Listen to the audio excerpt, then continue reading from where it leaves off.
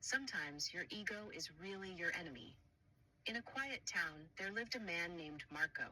He was successful in his career, yet despite his achievements, he faced a significant barrier in his life: his ego. The ego as a bodyguard. Imagine Marco's ego as an overprotective bodyguard. Initially, it gave him the courage to face life's challenges, but over time, it became a hindrance. Whenever he received feedback at work, his ego would shout, "Attack, you're not wrong." Relationships. As his relationships with loved ones deteriorated, his ego urged him, "I'm not the problem," leading to a gradual disconnection, the poison of ego. One morning, Marco realized that his ego was becoming toxic. He found himself stuck in a job that no longer brought him joy. "But I've already told everyone this is who I am," he thought, which kept him from pursuing his dreams. The harsh truth. Marco understood that the more fragile the ego, the louder its cries.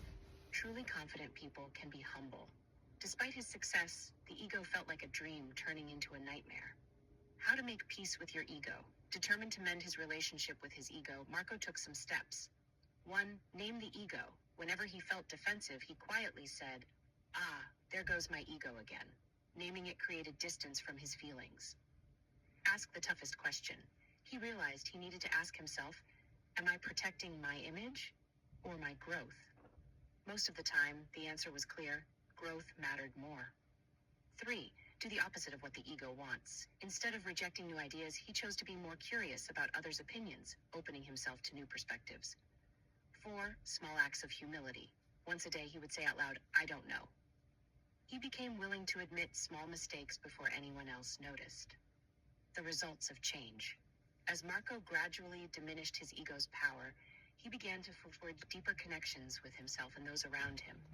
His ego transformed from a barrier into a tool for inspiration and strength. Now, Marco no longer worried about what should or should not be. He learned that true value lies not in others' opinions, but in who he genuinely is.